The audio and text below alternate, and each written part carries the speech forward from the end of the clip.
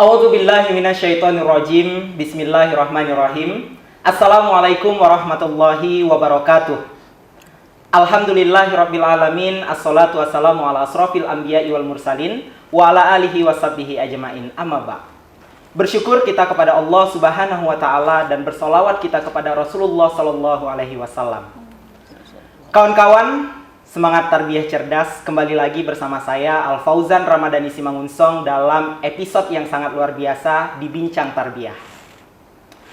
Pada episode sebelumnya, Bincang Tarbiyah menghadirkan pimpinan, dosen-dosen dan tokoh-tokoh guru besar serta profesor. Namun pada episode kali ini kita kedatangan sosok-sosok mahasiswa inspiratif Fakultas Ilmu Tarbiyah dan Keguruan Universitas Islam Negeri Sumatera Utara.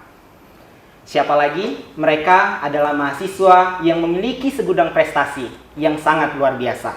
Ada Sumita Sabila, mahasiswa pendidikan bahasa Arab. Boleh say hello ke kamera, Kak? Kemudian ada Rizky Fauzi, mahasiswa manajemen pendidikan Islam. Kemudian Raffi Siagian, Muhammad Raffi Siagian, selaku Dewan Eksekutif Mahasiswa Fakultas Ilmu Tarbiyah dan Keguruan. Dan ada Sekretaris Jenderal Senat Mahasiswa Fakultas Ilmu Tarbiyah dan Keguruan atas nama Muhammad Sahyudi. Baik, kawan-kawan semangat tarbiyah cerdas. Sebelum kita masuk pada cerita ataupun pembahasan kita di Bincang Tarbiyah yang mengangkat tema Strategy to be an outstanding student atau strategi menjadi mahasiswa berprestasi. Mari saya memberikan informasi kepada kawan-kawan semua. Siapapun yang menyaksikan tayangan ini, silahkan memberikan komentar terbaiknya berupa quotes terbaik dari tayangan hari ini dan menangkan door prize untuk 3 orang pemenang. Dan hadiah ini dipersembahkan oleh Fakultas Ilmu Tarbiyah dan Keguruan Universitas Islam Negeri Sumatera Utara bersama Semangat Tarbiyah, Kita Multimedia, dan Al-Farasi Group. Baik, pada kesempatan kali ini saya mau berbincang. Sumita merupakan mahasiswa pendidikan bahasa Arab yang menjadi delegasi Indonesia di Konferensi Internasional Inspirator International Youth Summit 2022. Dan Rizky Fauzi menjadi wisudawan terbaik periode Juni tahun 2022. Serta bapak-bapak pejabat Senat dan Demap, mahasiswa Fakultas Ilmu Tarbiyah dan Keguruan yang menjadi wadah tempat berkreasinya mahasiswa Fakultas Ilmu Tarbiyah dan Keguruan. Baik, saya mau tanya. Kita tanya satu-satu ya, Mbak. Sebelumnya, apa kabar hari ini? Sumita. Alhamdulillah baik ya, Kak. Baik banget malah. Alhamdulillah ya rabbil alamin, baik. Baik, Sumita, menjadi delegasi Indonesia di event internasional atau konferensi internasional tentu menjadi impian banyak orang. Dan menjadi perwakilan Indonesia untuk event tersebut tentu memiliki proses yang sangat panjang, begitu ya. Nah, Sumita sendiri, bagaimana sih perasaannya ketika mengetahui bahwasanya kamu lulus menjadi delegasi Indonesia yang akan berangkat di konferensi internasional tersebut? Dan konferensinya itu apa dan di mana sih? Silakan. Oke, Kak, baik. Terima kasih ya, Kak, atas pertanyaan yang luar biasa. Nah, jadi di sini minat bagi tahu nih teman-teman.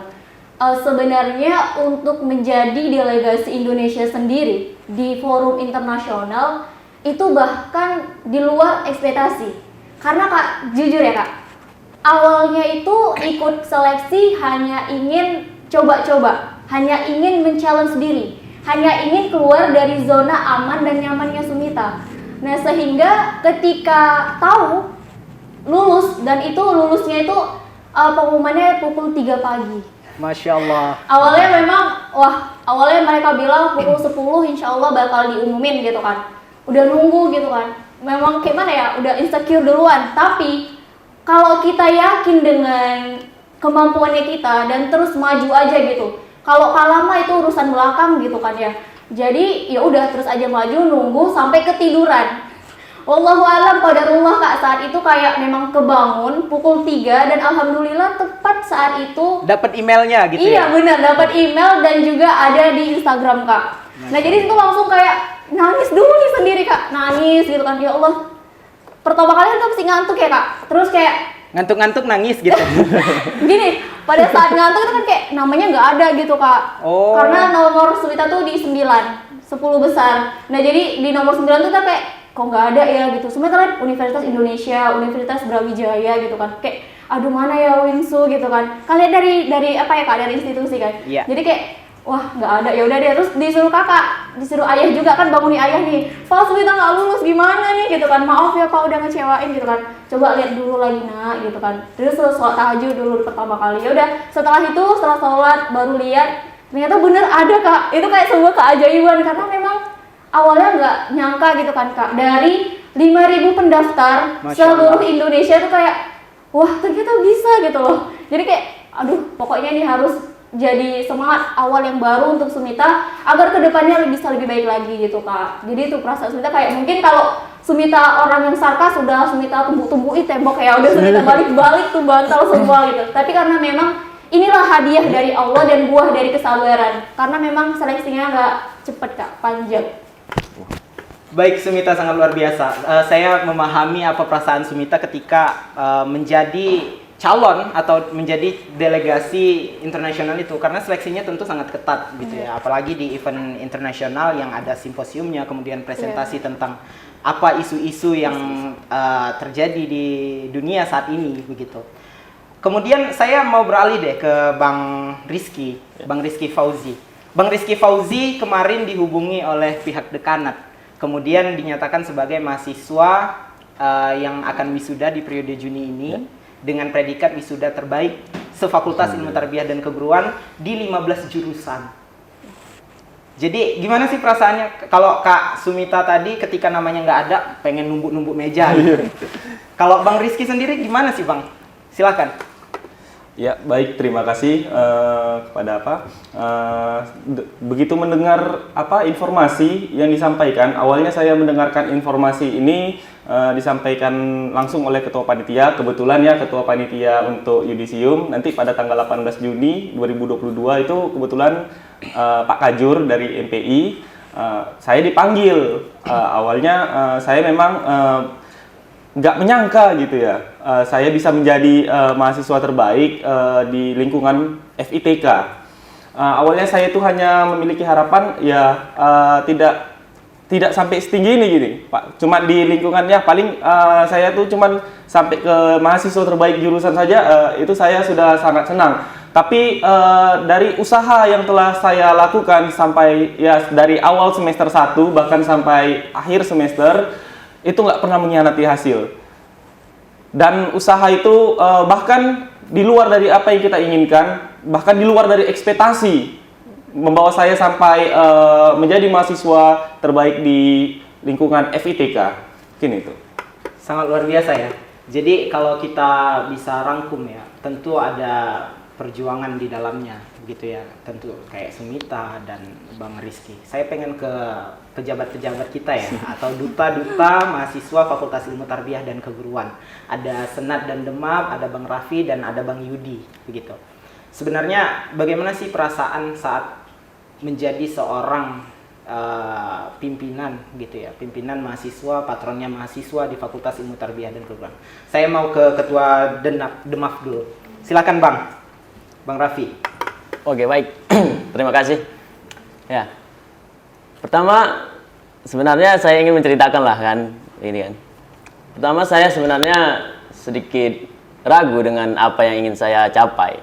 Pada saat itu, saya baru di semester 5. Disebabkan pun, kalau hari itu, ya dibalik selain saya berkuliahan, di situ saya juga memiliki status organisasi, begitu kan. Jadi, alhamdulillah saya mencoba dengan ketekunan hati dan kebulatan hati, saya mencoba ingin mencalonkan menjadi Ketua Dewan Eksekutif Mahasiswa. Dengan melalui lika-liku yang panjang, cobaan-cobaan di sana yang menantang, karena tidak mudah saya pikir untuk mendapatkan hal tersebut. Namun alhamdulillah saya diijabah oleh Allah Subhanahu wa taala untuk mendapatkan jabatan ketua ini. Dan sampai saat ini saya masih menjabat di sini. Masya Allah. Sekian. Oke, saya mau beralih ke ini deh, Bang Yudi ya. Bang Yudi ini Sekretaris Jenderal Senat Mahasiswa ya, Fakultas Ilmu Tarbiyah dan Keguruan. Gimana sih Bang perasaannya menjadi seorang Sekretaris Jenderal ataupun menjadi bagian dari Senat Mahasiswa itu sendiri? Karena Senat Mahasiswa ini posisinya sangat strategis, mengawasi kebijakan-kebijakan yang dilakukan oleh Dewan Eksekutif Mahasiswanya, selain mengawasi kebijakan-kebijakan yang dilakukan oleh pimpinan-pimpinan fakultas begitu. Silakan Bang. Terima kasih. Jadi saya pikir ini suatu amanah yang cukup besar. Ya, saya mewakili seluruh kawan-kawan dari Senat Mahasiswa Fakultas, tentu menganggap hal ini adalah suatu yang cukup besar untuk diletakkan di pundak kami. Nah, makanya di sini kami tidak pernah berleha-leha untuk mengenai hal seperti ini. Nah, tentunya kami punya visi dan misi untuk kami berikan, yang akan kami letakkan, yang akan kami lakukan di Fakultas Tarbiyah yang kami cintai ini. Tentunya itu akan menjadi sebuah prestasi ya, yang semoga itu menjadi sebuah prestasi yang akan diberikan kepada Fakultas Ilmu Tarbiyah. Itu saja. Terima kasih, sangat luar biasa. Jadi kawan-kawan, dari kita dengarkan cerita orang-orang yang memiliki background prestasi yang berbeda-beda. Ada teman kita, kawan kita yang berprestasi di lingkup sosial, kemudian ada kawan kita yang berprestasi di lingkup akademik dan menjadi wisudawan terbaik, dan ada kawan-kawan kita yang berprestasi di keorganisasian dan menjadi bagian dari pimpinan atau pemimpin di Fakultas Ilmu Tarbiyah dan Keguruan itu, khususnya di mahasiswa itu sendiri. Nah, tentu untuk mencapai, apalagi ini kan kawan-kawan sengaja dihadirkan yang akan melaksanakan kegiatan, kayak Sumita akan melaksanakan kegiatan mendatang di 1 Agustus 2022. Kemudian Bang Rizky Fauzi itu akan di yudisium itu pada tanggal 18 nanti begitu. Kemudian kawan-kawan ini masih tinggal beberapa dekade lagi lah periodenya. Saya rasa untuk menjadi bagian dari Fakultas Ilmu Tarbiyah dan Keguruan, khususnya torehan-torehan prestasi dari kawan-kawan di berbagai genre keprestasian gitu ya, di berbagai lingkup prestasi itu, tentu ada yang melatar belakangi kenapa teman-teman itu mau untuk mengejar apa yang kalian inginkan, termasuk motivasi gitu. Sebenarnya apa sih motivasi kawan-kawan? Saya mau tanya dari Bang Raffi dulu. Bang Raffi, apa sih yang memotivasi abang sehingga mau, aku mau deh jadi patronnya mahasiswa UIN Sumatera Utara dengan menjadi DEMAF gitu. Begitu juga dengan Bang Yudi gitu. Silahkan. Baik.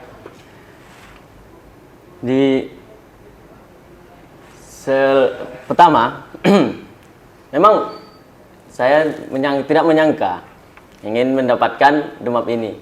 Jadi motivasi saya menjadi DEMAF hari ini adalah di mana kawan-kawan yang terus menyambut dan menopang saya. Dari pertama saya ingin mencalonkan diri. Jadi di sini kawan-kawan yang memiliki rasa percaya diri kepada saya, toh kenapa saya nggak percaya? Itulah yang menjadi bagian dari bagian dorongan ataupun kepercayaan yang tinggi bagi saya untuk mendapatkan DEMAF tersebut. Oke, untuk selanjutnya Bang Yudi, mungkin apa sih yang memotivasi sehingga Bang, aku mau ke Senat deh gitu. Silahkan. Terima kasih.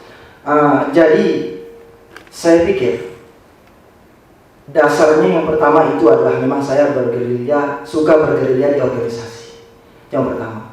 Lalu yang kedua, saya pikir saya bisa berprestasi di organisasi, dan memang itu adalah sebuah gaya untuk memberikan dampak kepada masyarakat luas, khususnya masyarakat FITK ini. Nah, itu yang pertama yang mungkin bisa saya sampaikan menjadi dasar. Lalu yang kedua, beberapa hal seperti kawan-kawan dan juga keluarga yang selalu menyokong pundak saya, yang selalu ada di belakang saya, yang selalu mensupport saya untuk selalu bekerja giat, belajar giat untuk mencapai prestasi, mungkin itu. Sangat luar biasa ya kawan-kawan. Jadi apapun yang diusahakan dan memotivasi our everybody gitu ya, semua insan gitu. Itu bukan hanya dari diri sendiri, tetapi juga ada faktor-faktor eksternal seperti kawan-kawan, kemudian memang kegemarannya ya bersosialisasi dan berorganisasi atau memanajemen sebuah segala sesuatu gitu. Jadi itu motivasi mereka. Cuman di prestasi-prestasi seperti sosial, kemudian prestasi akademik seperti Kak Sumita dan Bang Fauzi ya, Bang Rizky Fauzi, itu sebenarnya yang menjadi dorongan siapa sih yang berperan kemudian memotivasi supaya aku pengen kayak gini deh, aku harus tercapai gitu. Itu silakan dijawab Kak Sumita. Baik Kak, terima kasih. Impian Sumita dari kecil itu Sumita ingin kayak Ibnu Battuta. Nah, jadi dari kecil itu Sumita suka dengar cerita-cerita dari Ibnu Battuta dan baca juga Kak. Jadi dari kecil memang udah, oh ya Allah, I wanna be like Ibnu Battuta, please ya Allah, please help me untuk bisa mencapai itu gitu kan. Jadi dari situ sih Kak sebenarnya pertama. Selanjutnya Sumita memang suka bergeliat di dunia bahasa. Sumita suka banget belajar bahasa-bahasa dan mendorong Sumita juga mendapatkan penpal-penpal Kak. Jadi sebelum mengikuti ini Sumita udah kayak cari dulu nih, riset dulu sama teman-teman Sumita yang di sana, yang native di sana itu kira-kira kalau ikut ini ada nggak ya peluang gitu. Terus ya udah kami diskusi, endingnya itulah yang buat Sumita makin kuat. Pokoknya kita harus coba di event ini gitu Kak. Terima kasih. Wah, sangat luar biasa ya. Jadi Sumita ini dia sangat expert di kebahasaan, kemudian Ibnu Battuta itu menjadi inspired pertama gitu ya. Kemudian tentu usaha juga tidak kalah hebat gitu ya dari apa yang dicapai hari ini gitu. Selanjutnya untuk Bang Rizky Fauzi, yang memotivasi Abang untuk menjadi seorang wisudawan inspiratif itu siapa? Terima kasih. Yang pertama itu yang memotivasi saya sendiri untuk untuk maju, salah satunya untuk menjadi salah satu wisudawan terbaik FITK ini, yaitu adalah orang tua sendiri. Orang tua. Ya, saya ingin menunjukkan bahwasannya saya bisa menjadi yang lebih baik gitu untuk untuk khususnya di bagian pendidikan.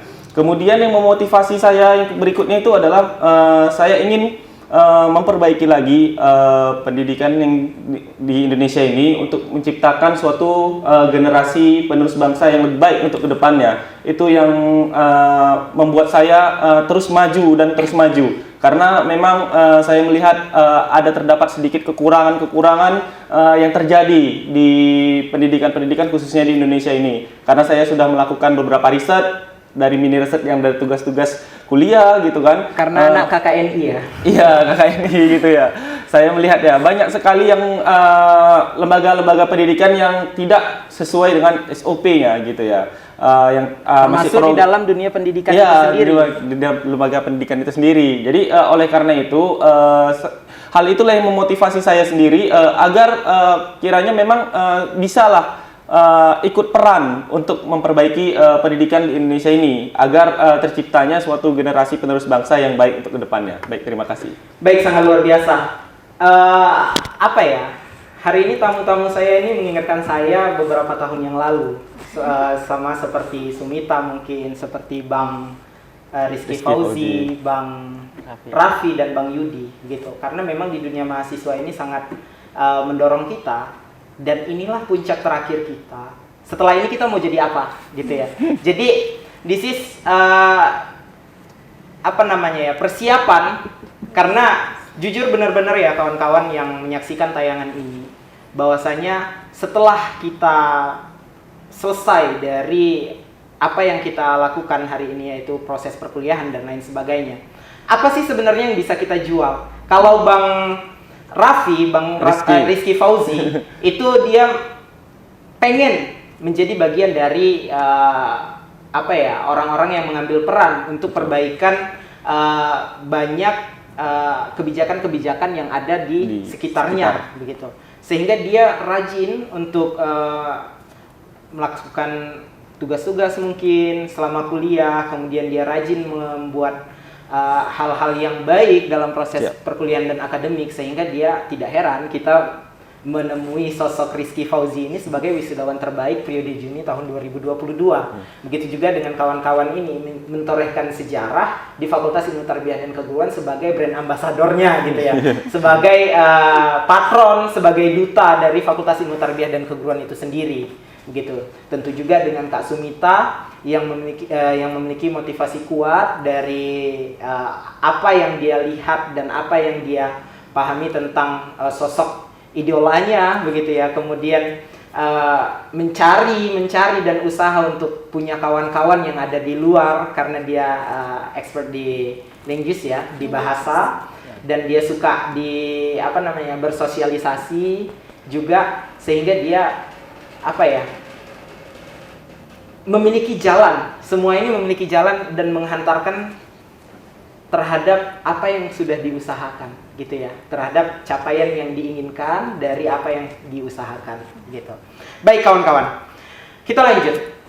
Kan nggak semua orang tahu nih kalau kayak Kak Sumita gitu ya, nggak semua orang tahu sih bagaimana menjadi salah satu delegasi yang dibiayai oleh Kemenpora ya, untuk menjadi delegasi Indonesia di sebuah event internasional, apalagi ada simposiumnya yang membahas education nanti, kemudian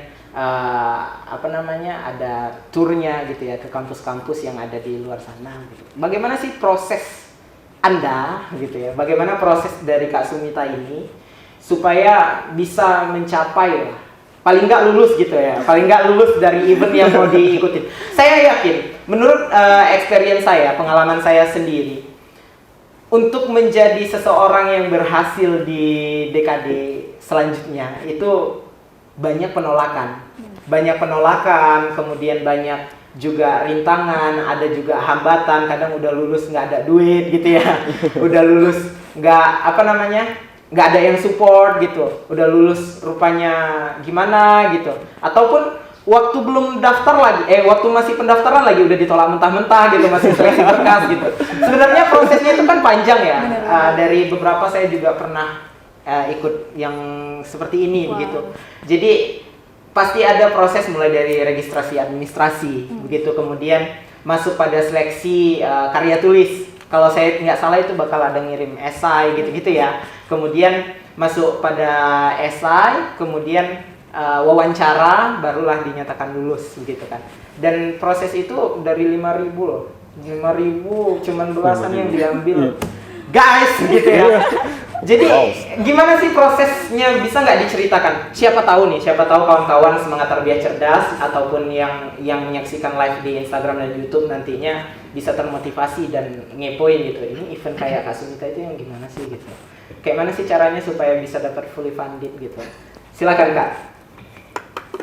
Oke Kak, makasih banyak Kak. Nah jadi sebelumnya, seperti yang Kakak bilang, Sumita udah ngalamin penolakan juga. Jadi sebelumnya Sumita juga pernah lulus, tapi nggak fully Kak, partial. Seperti yang Kakak bilang, Sumita terkendala dengan dana. Pada saat itu Sumita lulus International Young Leader ke Malaysia, lulus juga ke Turki untuk menjadi volunteer, tapi selalu kena di tiket pesawat. Padahal waktu itu Sumita udah bayar dari uang support dari orang tua Kak, sekitar 1 juta lebih. Parent Foundation ya, iya, support bener. orang tua, yayasan orang tua. Betul Kak.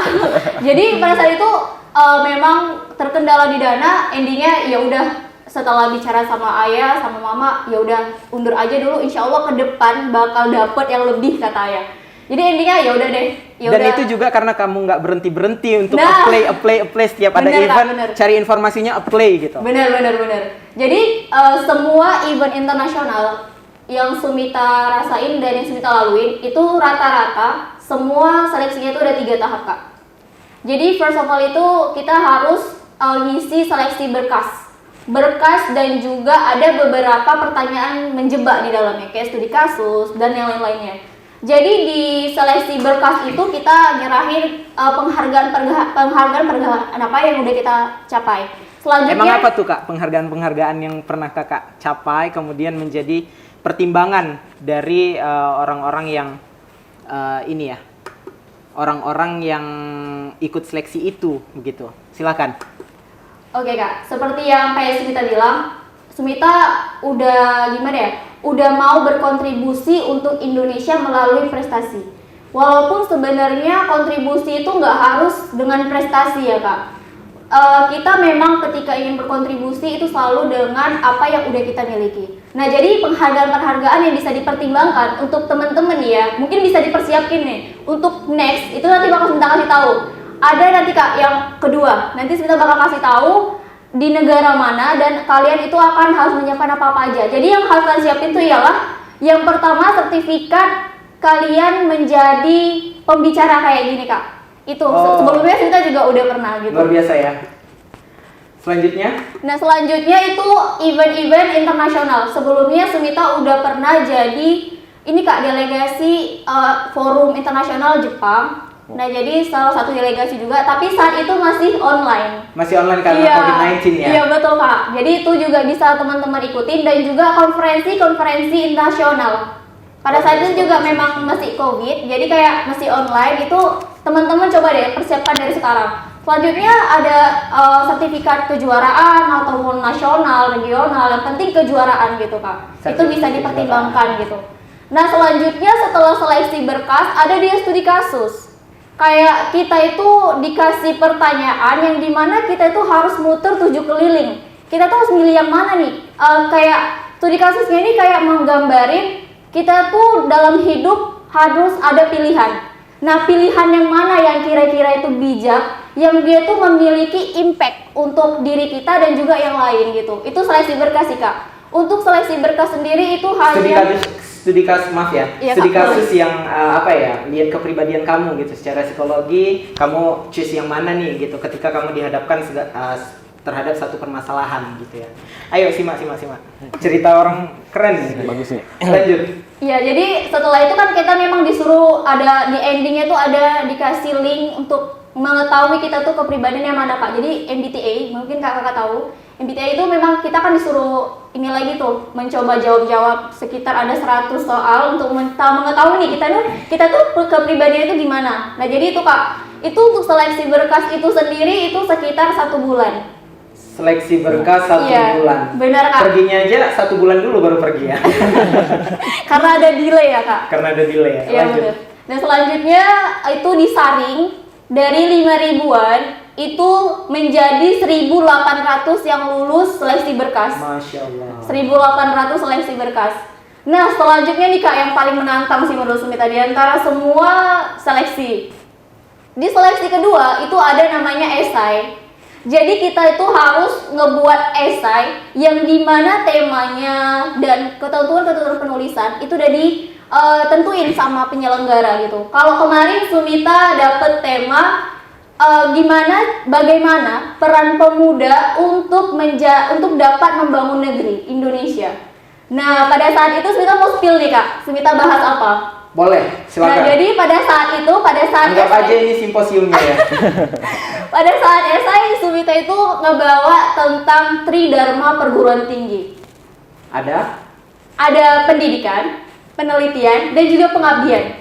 Dan jadi Kak, karena menurut Sumita mahasiswa sendiri belum tentu loh Kak, dia tuh tahu apa sih itu Tridharma perguruan tinggi gitu. Tidak dibumikan gitu. Iya benar Kak. Tidak bersenyawa dengan Tridharma perguruan tinggi. Iya itu. benar. Padahal mah kalau kita lihat Kak, Tridharma perguruan tinggi ini bisa kita jadiin motivasi kita sendiri untuk kita berkontribusi Kak di dalam masyarakat Kak atau yang tempat yang lain. Jadi Sumita bawa tema tentang Tridharma perguruan tinggi, bagaimana mahasiswa bisa membangun negeri dari Tridharma perguruan tinggi, begitu Kak. Sangat luar biasa ya, dari seleksi berkas yang berbulan-bulan nunggunya, kemudian esai yang sangat luar biasa, tentu ada nilai plus lah di dalam esai yang menceritakan tentang Tridharma perguruan tinggi tersebut gitu.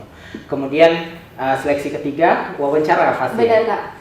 Kalau yang di esai tadi itu waktunya hanya 7 hari. Oh 7 hari ya? 7 hari harus udah siap. Jadi lanjut ke dari 1.800 yang boleh ikut wawancara itu hanya 100. 100 besar. 1.700 hilang. Nah jadi 100 besarnya itu boleh ikut wawancara full English. Full English. Iya. Jadi kita tuh any trouble boleh? Maybe. Maybe, ya. Oke, jadi di wawancara Kak, di wawancara itu Sumita persiapannya 1 malam. Karena saat hari ini itu pengumuman seleksi esai, besoknya itu udah wawancara. Masya Allah. Jadi langsung kayak Ada nggak dapet, dikasih kisi-kisi gitu? Yang mau Bahkan- ditanya ini gitu. nggak ada sih Kak. Jadi keringet dingin aja siap-siapnya. Apa yang ditanya ini? Tapi besar. Kak, itu sih tantangan tersendiri untuk kita. Kita tuh Oh, harus cerdas jadi challenge ya? Harus cerdas mencari tahu sendiri gitu. Mencari tahu di YouTube kah, di Google kah, atau yang mana yang bisa kita jadiin referensi nih. Kira-kira pasti kayak gini gitu. Luar biasa. Dan juga pengalaman-pengalaman kita juga Kak. Nah jadi udah Sumita taksir nih, pasti ini kayak gini nih Jo, apa pertanyaan yang akan ditanyain oleh interviewer gitu kan. Jadi Sumita bisa nyiapin, bisa Sumita translate gitu kan, bisa Sumita latih juga public speakingnya Sumita. Nah jadi pada saat wawancara itu Kak hanya dikasih waktu 15 menit untuk 10 pertanyaan. Luar biasa. Itu pada saat itu wah ini benar-benar challenge Berarti sih untuk Sumita. 2,5 menit untuk basa-basi. Iya, Kalau saya bener. saya mau nanya ini, baru 1 menit, 1 pertanyaan, 1 menit, 1 Iya, pertanyaan, bener, baru Kak. 2,5 menitnya. Oke, terima kasih. Iya benar Kak, benar. Bener. Jadi pada saat wawancara sebenarnya sih Sumita udah percaya sama diri sendiri karena juga jujur ya Kak. Pada saat wawancara Sumita tuh punya trouble di laptop. Oh, Pas banget. online ya wawancaranya. Iya.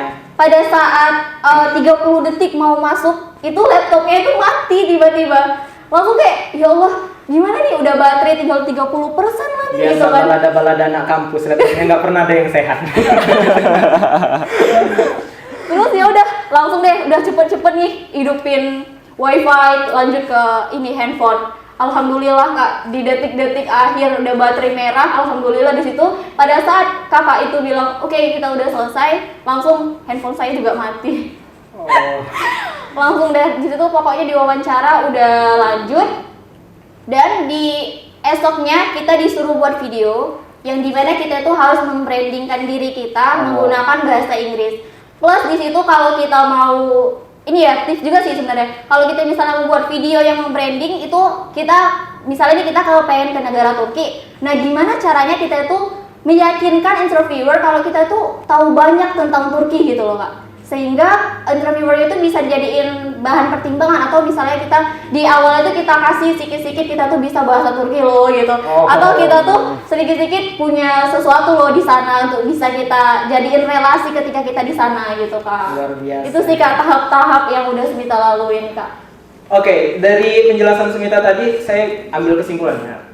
Sumita ini the real Z generation. Z. Kenapa? Karena Sumita ini memanfaatkan apa yang dia punya. Mulai dari informasi-informasi yang basisnya online untuk mencari tahu segala sesuatu yang ada di dunia ini, begitu ya. Kemudian diimplementasikan dari awalnya coba-coba, gitu ya. Awalnya coba-coba, kemudian kok enak, gitu ya.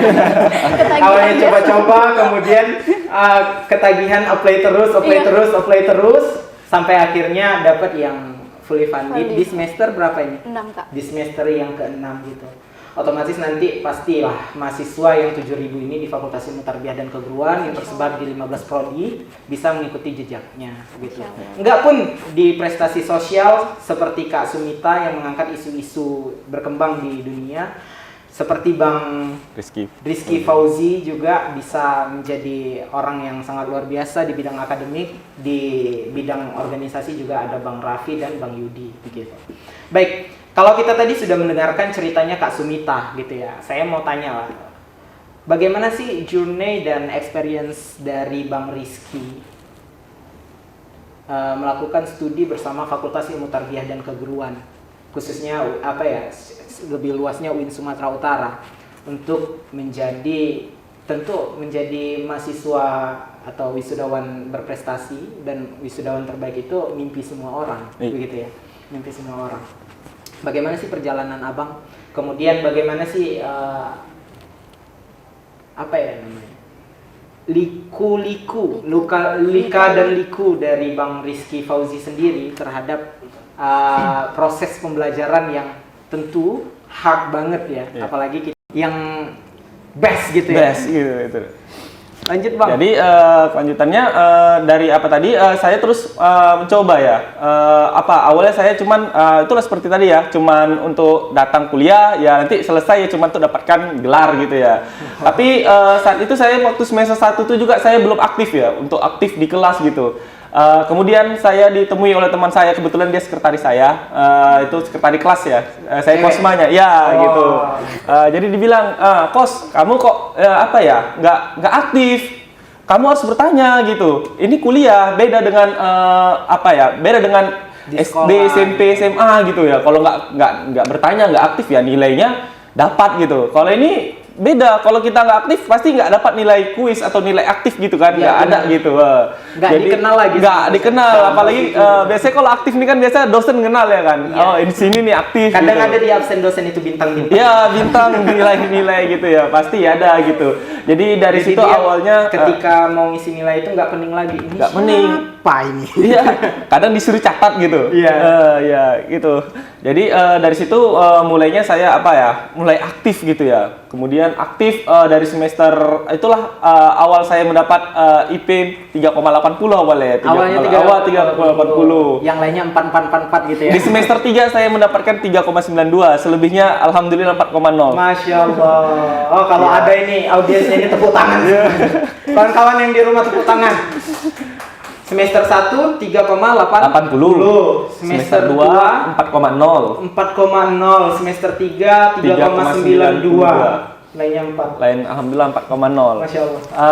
Tentu untuk mendapatkan yang hal seperti itu ya seperti tadi ya perlu lika-liku ya, perlu pengorbanan gitu. Ketika kita Begadang. melihat begadang gitu, itu salah satunya yang sering saya rasakan ya. Begadang terbaik iya, gitu ya. iya. Jangan begadang-begadang bertahan gitu. Iya.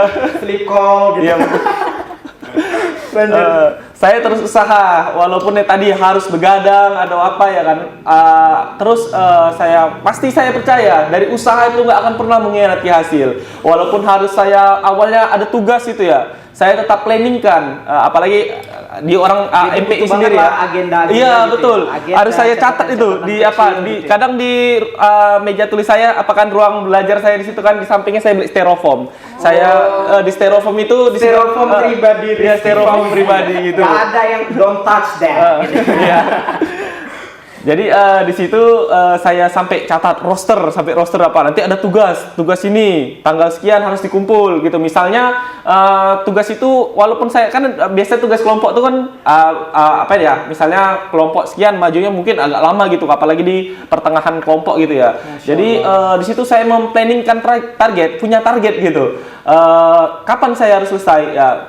Kalau misalnya tugas itu walaupun dikumpul misalnya 3 bulan lagi, insya Allah saya kerjakan dalam seminggu itu harus selesai. Harus selesai. Harus selesai. Luar biasa. Walaupun memang harus dari buka laptop itu dari jam 10 pagi, bangun tidur jam 10 pagi sampai jam 2 malam saya masih menantangi komputer gitu ya, mantang terus Makanya gitu. kalau dari sini nih lihat kacamatanya tebal banget. Iya, itu dia. Kacamatanya tebal banget. Jadi itu tadi walaupun sampai sakit badan saya tak pernah menyerah untuk mendapatkan itu semua. Karena emang kalau udah habit gitu ya, Iya, seperti itu. nggak bisa diganggu-ganggu gitu. Nggak bisa Gue diganggu. doyannya belajar gitu. Iya, ya. walaupun Apa nanti sih gitu. iya, walaupun dipanggil sama orang ataupun orang tua, bentar gitu. Nanti terus bentar itu lama kali iya. gitu ya kan. Udah fokus kalau udah fokus nanti kalau udah diganggu sedikit fokus itu ya pasti nanti pas balik lagi dah buyar gitu. Jadi harus fokus terus ke depan itu.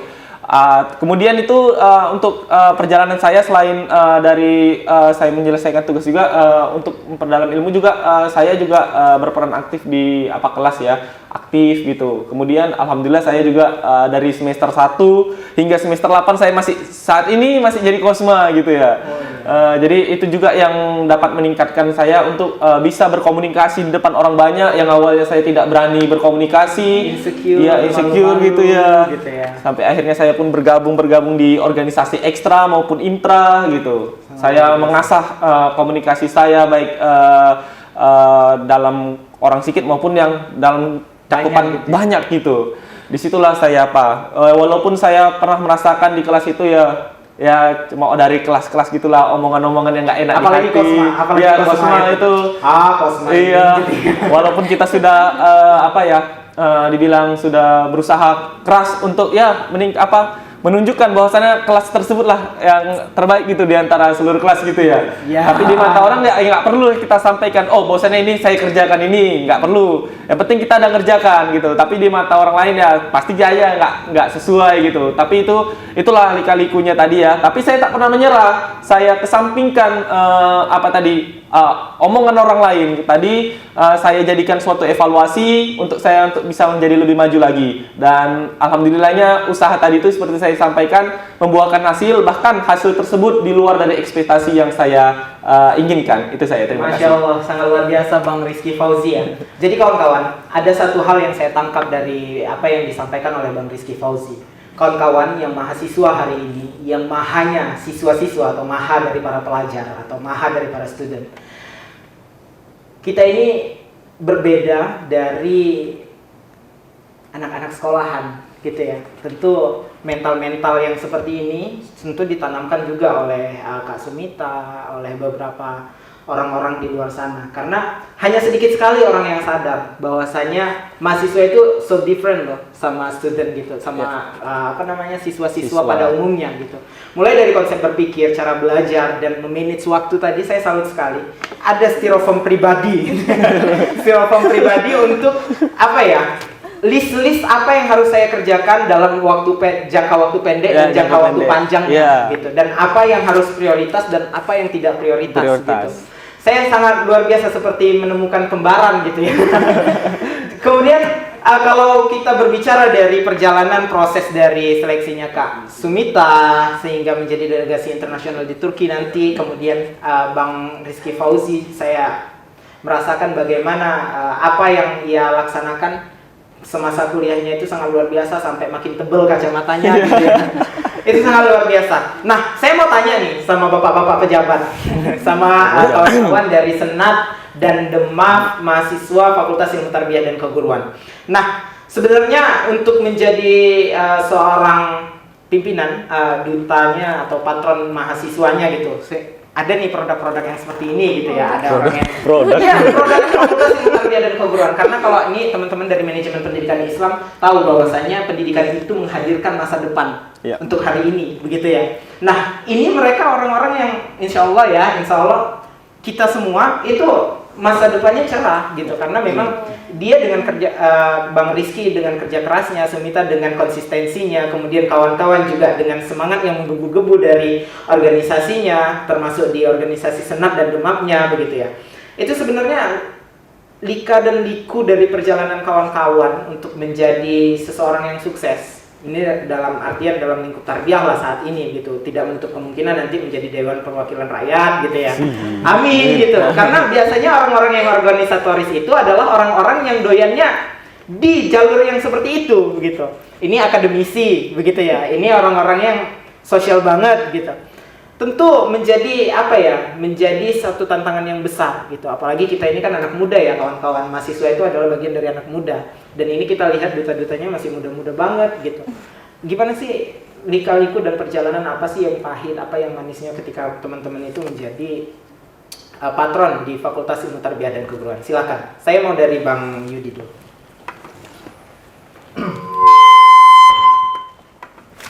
Ya. Yang pertama, pahitnya itu adalah ketika memang kita dibebankan sebuah amanah yang cukup besar diletakkan di bahu kita sebagai seorang pemimpin yang dijadikan untuk memimpin 7.000 mahasiswa Fakultas Ilmu Tarbiyah ini. Itu saya pikir itu sangat sulit. Bagi saya pribadi itu sangat sulit karena yang pertama yang harus kita pertimbangkan adalah masa depan kawan-kawan sekalian. Itu yang pertama. Itu yang harus kita pertimbangkan bagaimana supaya gaya-gaya pendidikan, cara-cara berpendidikan di lingkungan Fakultas Ilmu Tarbiyah ini tetap berjalan dan bahkan harus meningkat secara prestasinya. Itu yang harus kita pikirkan. Nah, saya pikir ini adalah menjadi tolak ukur untuk kita menyusun visi dan misi bersama, di mana Senat dan Demaf FITK ini selalu sejalan, selalu bersama-sama bagaimana supaya mahasiswa-mahasiswa tarbiyah, mahasiswa-mahasiswa FITK ini menjadi mahasiswa-mahasiswa yang lebih unggul dari ketimbang mahasiswa-mahasiswa lain. Jadi saya pikir seperti itu. Mungkin bisa ditambahkan oleh Pak Demaf. Oke, sangat luar biasa ya. Pak Demaf. Lanjut Bang Raffi, saya rasa jawaban dari Bang Yudi mewakili dari apa yang ingin dilaksanakan oleh Senat gitu. Gimana dengan Demaf sendiri? Silakan. Baik, terima kasih. Ya, di sini dari rekan Senat mahasiswa sudah menjawab begitu tegas untuk apa yang ingin kami sampaikan sebenarnya. Namun di balik itu semua, lika-liku yang kami hadapi hari ini adalah sebagai mahasiswa, juga sebagai pemuda, juga sebagai pemimpin yang hari ini sedang melakukan perkuliahan. Ya, dimana terkadang kan susah memanage waktu, ingin pergi ke sana, pergi kemari, ataupun ada kegiatan ini, kegiatan itu. Ya, di sini ya dibaliklah dari Tentu ada pengorbanan. ada pengorbanan gitu ya. tersendiri dalam waktu perkuliahan. Kan kami juga sebagai mahasiswa seperti itu. Apalagi organisatoris itu biasanya punya mutu kuliah nomor 1, organisasi yang pertama, gitu ya. Bisa dilanjut? Oke, baik. Mungkin dari jawaban Senat tadi dalam menampung, ini kan bukan organisasi yang bukan organisasi yang kecil. Ini adalah di bawah tingkatan Presma. Iya. Karena ini Gubernurnya lah gubernur gitu ya. dan eksekutif legislatifnya. Iya, legislatif. Jadi hari ini tingkat kesulitan yang kami rasakan itu yang dari Demap hari ini adalah kurang efektivitasnya ataupun kurang kerjasama, karena di hari ini HMJ sedang melakukan regenerasi. Iya. Mungkin itu yang dapat saya sampaikan. Baik, terima kasih, sangat luar biasa. Baik kawan-kawan, saya menangkap apa yang dinyatakan oleh kawan-kawan dari Senat Mahasiswa dan Demap Mahasiswa, kemudian juga dari kawan-kawan yang memang sudah berkecimpung begitu ya.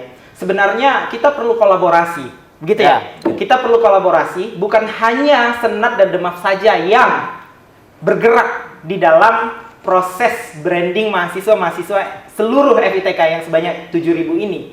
Tapi bagaimana dari personalnya sendiri itu juga harus, ayo dong sama-sama gitu. Gimana kami mau menyediakan wadah orangnya nggak ada gitu ya. Kadang yang menjadi masalah adalah ketika pemimpin-pemimpinnya semangat, kawan-kawannya nggak ada yang mau, Bang, aku mau ini, gimana sih gitu. Nggak ada yang mau sharing gitu. Sehingga mereka yang menjadi bagian dari perpanjangan tangan dari pimpinan fakultas ke mahasiswa itu nggak tahu begitu. Kemudian banyak orang yang juga kayak mungkin pun nggak tahu gitu, Senatnya siapa, Demapnya siapa gitu, harus cari tahu gitu. Oke, kawan-kawan, berhubung tema kita pada hari ini adalah strategi to be an outstanding student gitu ya, strategi menjadi mahasiswa yang berprestasi gitu. Saya mau dong singkat aja strategi-strategi dari Kak Sumita, Bang Raffi, kemudian Bang Yudi, serta Bang Rizky Fauzi. Itu apa sih strateginya Bang? Selain yang Abang ceritakan, beli styrofoam sendiri, beli ini sendiri gitu ya. Kak Sumita juga submit itu dari Parents Foundation gitu ya, uang dari orang tua gitu ya, yayasan orang tua gitu. Itu ngajukan proposal juga nggak sih? Gitu ya. Itu gimana sih? Saya mau dari Bang Rizky dulu deh, strategi-strateginya untuk berprestasi di akademik. Ya, baik, terima kasih.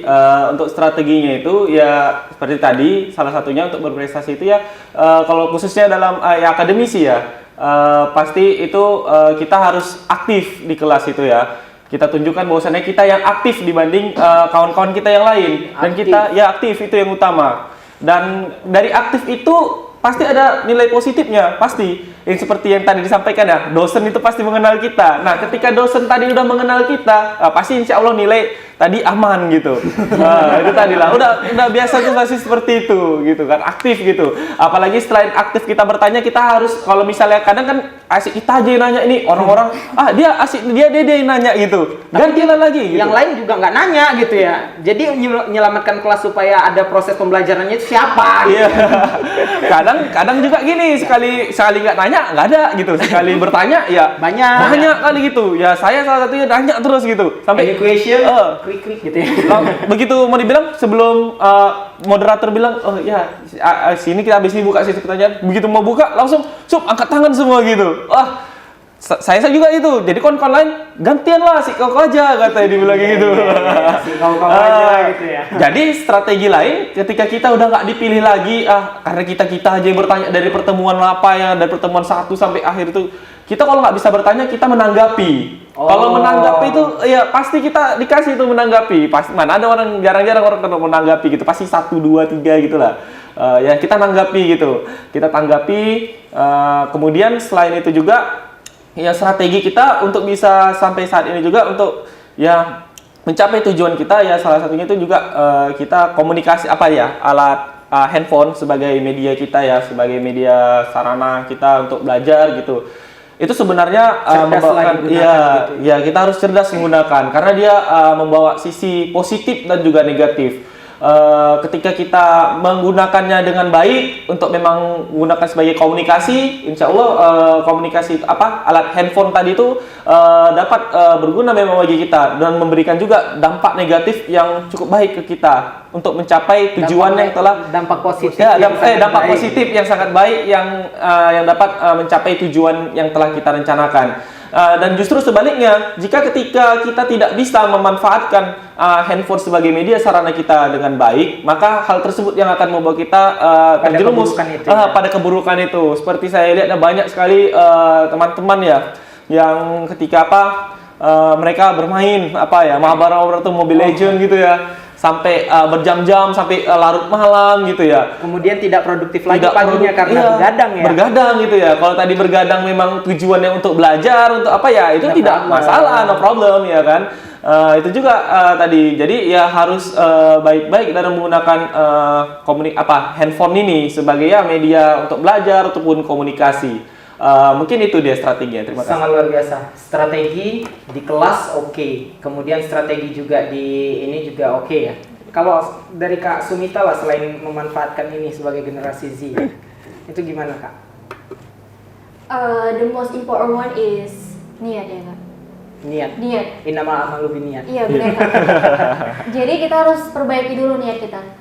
What the reason? Apa tujuan dan alasan kamu mengapply sesuatu ataupun ikut ajang apapun. Terus selanjutnya ialah istiqomah dan konsisten. Jangan ketika udah gagal langsung down. Bahkan ketika gagal kita tuh harus menghidupkan api-api yang membara dalam jiwa kita sehingga itu bisa membuat kita semakin maju dan maju lagi. Karena dalam hakikatnya ya Kak, kalah itu bukan berarti kita itu mau mengalah. Bahkan kalau kita itu kalah, kita harus menimbulkan sifat yang jangan pernah menyerah gitu ya Kak. Jadi boleh nggak diulang? Kalah itu bukan berarti kita mau mengalah. Iya benar. Kalau bisa kalah itu harus kita timbulkan sebuah sifat yang jangan menyerah gitu ya Kak. Pokoknya coba aja dulu, tantang diri dulu, jangan kita insecure duluan. Walaupun orang-orang hebat itu nggak ditentukan seberapa banyak prestasinya, tapi orang-orang hebat itu ialah seberapa banyak ia mau berusaha dan maju terus gitu Kak. Nah selanjutnya tipsnya ialah cari tahu sebanyak mungkin event atau ajang apa yang ingin kamu ikutin. Jangan kamu ngestak hanya ingin jalan-jalan atau hanya ingin ke negara orang. Itu kita harus tahu dulu nih, kita tuh ke sana itu mau apa yang mau kita capai ketika kita di What's your goals gitu ya? Yeah, that's right. Maybe something like that. And the most important is jangan lupa minta ridho orang tua. Itu sih Kak. Terus minta waktu seleksi, setiap jumpa bapak, setiap jumpa mama terus, Pak doain ya Mak. Setiap mau sholat, jangan lupa lo doain Sumita lo, mau ini lo, bentar lagi pengumuman gitu. Selalu tuh Kak. Jadi jangan lupa konsisten, istiqomah, percaya dengan kemampuan diri kita sendiri, dan kalau kalah coba lagi. Karena satu kekalahan itu bisa menghasilkan beribu-ribu kesuksesan begitu. Karena satu kekalahan itu merupakan satu dari pembelajaran atau ribuan pembelajaran untuk mencapai sesuatu yang lebih besar. Iya, Masya Allah, sangat luar biasa Sumita. Baik, selanjutnya saya mau tanya nih, dari mereka yang punya strategi-strategi gitu ya. Nah, saya mau tanya, ini ada Demaf dan Senatnya mahasiswa Fakultas Ilmu Tarbiyah dan Keguruan gitu yang menjadi patron, menjadi brand ambassador dan juga menjadi duta. Berulang-ulang kali saya sebutkan ini ya. Sebagai bentuk penegasan dari apa yang kawan-kawan lakukan hari ini begitu.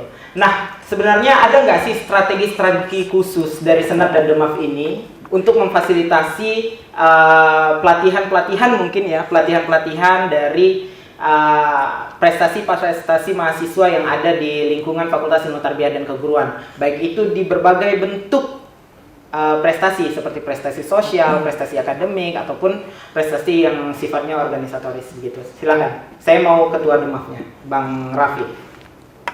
Baik, terima kasih. Memang hari ini kami dari SEMAP dan DEMAP memang melakukan peninjauan terhadap minat dan bakat kepada seluruh mahasiswa. Ya, di sini memang terkadang seperti Kak Sumita dan Bang Rizky, kami dari SEMAP dan DEMAP memang sudah mengupayakan dan melakukan efektivitas untuk melihat minat dan bakat dari mahasiswa tersebut. Namun ya, terkadang seperti Kak Sumita yang berangkat ke mana Kak? Turki. Ke Turki kan, ke Turki sana. Nah, dari pihak SEMAP, DEMAP sendiri itu tidak mengetahui itu kapan Kak? Apa ya? Perginya?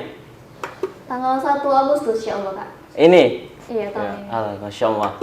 Dan alhamdulillah seperti Kak Sumita yang menggunakan teknologi, yang mengandalkan teknologi tadi, dapat melakukan itu sebuah hal positif sebenarnya. Namun di sini yang mudah-mudahan nanti kami akan lebih intens lagi melihat hal berkembang seperti ini. Dan kami kan sudah kecolongan berarti hari ini melihat Kak Sumita yang pergi ke sana sendiri dan dari pihak kami yang tidak mengetahui ini. Sangat luar biasa. Gimana dengan Sekretaris Jenderal Senat mahasiswanya? Ada nggak tanggapan yang berbeda dari Ketua Demafnya? Tentu kita sangat mengapresiasi kepada mahasiswa-mahasiswa yang sungguh sangat berantusias mencapai keinginannya, mencapai cita-citanya di lingkungan Fakultas Ilmu Tarbiyah ini. Nah, mengenai hal yang ditanyakan tadi, kita berbicara tentang realitas saja.